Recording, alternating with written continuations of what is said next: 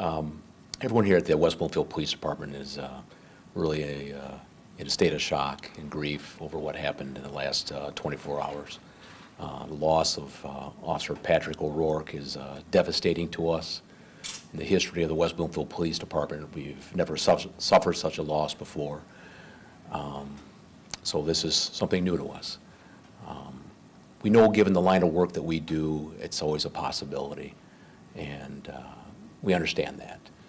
But it's still something we hope that never happens, and we're suffering our way through this. But we will work our way through this. We're a very strong department. We're a very tight department, and we appreciate all the expression of support we've gotten, not only from our partners in the law enforcement community, but from the community at large. And we're working with Officer O'Rourke's family, his wife Amy.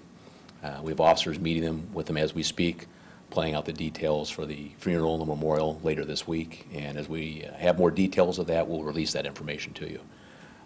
Now, if you'd like to ask some brief questions, I'll be more than happy to answer them. Chief, you certainly have our condolences for the loss of Officer O'Rourke. Thank you very much. What do you tell your men and women today? We still have a primary law enforcement function here in the township, and we're going to continue to do our jobs here. Being the chief, despite the tragedy of it, Mr. Lang, I could not be more proud of the men and women here. It's a terribly difficult incident. And everyone came together and they did their jobs and they did it very well. And so being the chief, I couldn't be more proud of them. And that's comforting to know that even times of great stress that we can do that.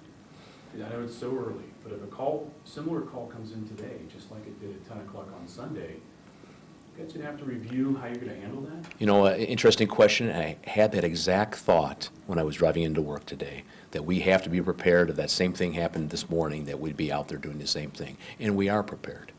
So, I mean, it was not something that we managed alone. We had a lot of help. But it's something that we're prepared to do. And our officers are out there answering calls for service as we speak. Would it be something if it was a thought of a suicide call like that, though, where the guys would have to really back off at that point and be more protected, I guess, to go in, suit up or something?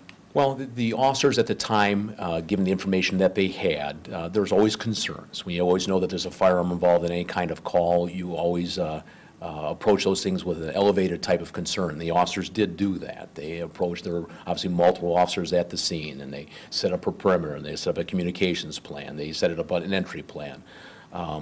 Really, the officers went there and responded to the scene concerned about the safety of the person who ended up murdering our police officers, and that's what they were there for. We thought he was a person at risk. He may have harmed himself. And we're there to attempt to save his life. And even though he had no appreciation for that, but that's what we were there for, and that was our goal and our objective at the time. Chief, we often hear, talk about Sean's question, and from different police agencies, these domestic calls are always the most violent and unpredictable runs out of any of the type of run police have to make, because they just don't know what to expect when they get there. Well, when we say it was a domestic call, it maybe had some aspects of a domestic to it. Really, the call that the officers were responding to was a possibly attempt suicide. There may have been some elevated family discussions that were going on at the home from what we know. But from what we know, he retreated to his bedroom and fired a single gunshot. And and from that, the officers, and he was unresponsive to the family members or repeated attempts by law enforcement to contact him prior to making entry into the home. And so it was more of a potential suicide or a medical call than it may have been more of a domestic. Is there any warning from the mother and brother outside to say he's got weapons? Big weapons. We had knowledge that he had weapons, and we're always mindful of that in any kind of call. And that's why the officers approached with an elevated level of caution and concern. They marshaled resources before they just blindly walked up and knocked down the door. You can imagine that the time the officers are considering that, they can't delay too long in making a decision to make some attempt to contact him, because if he's ebbing away, possibly his life still could be saved. And so they do that. Even though they elevated their caution and their concern and their response, they still made that attempt to contact him in order to save a human life.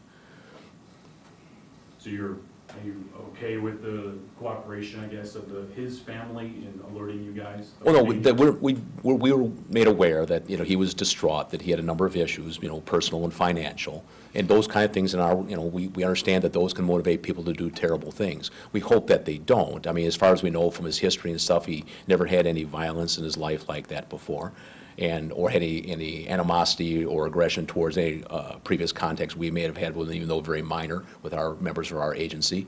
So, you know, based upon that, the decision was made to attempt to contact him. And of course, out of the concern also that, you know, he may still be alive, that we could still save his life.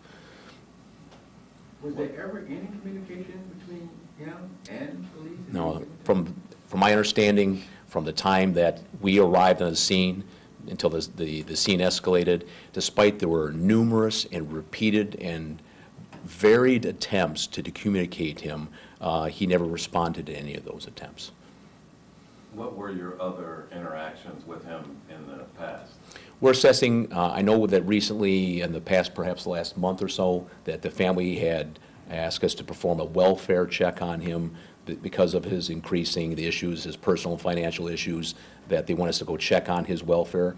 And as far as I know, we went out there and talked with him, and he did not seem suicidal or homicidal at the time that required us to take any action, and that was documented and reported as such. Has it been When was determined that, that he Chief? took his own life? I believe it was in the last month. Has it been determined that he took his own life? I've been preliminarily informed of that from the Sheriff's Department, but I'll wait for their final determination until I see a final report on that, yes.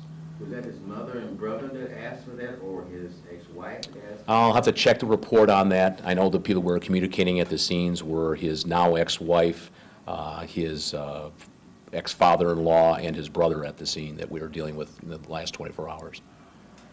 And the officers had to go check on a possible suicidal person? Yes, and that's not an uncommon kind of call, as you know, that people are concerned, or if they're living away or separated from distance, that they're concerned about one of their local relatives or family members, where they sit back and say that, you know, we're concerned, or he's not answering the phone, we go check on them. It's a fairly frequent kind of call. And he was there, this was a face-to-face? Yes, as far as I know, yes. Wasn't Officer O'Rourke, was it? No, it was not.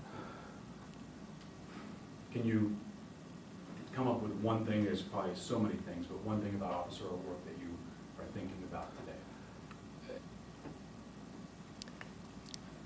I know you'd think someone like me would say this because it seems like the appropriate thing to say at the time, that he was one of our best officers, but he really was. Or that he was one of our officers that really everyone liked, but he really was that guy.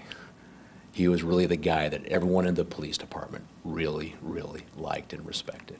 He was one of our rocks, and we are going to miss him dearly.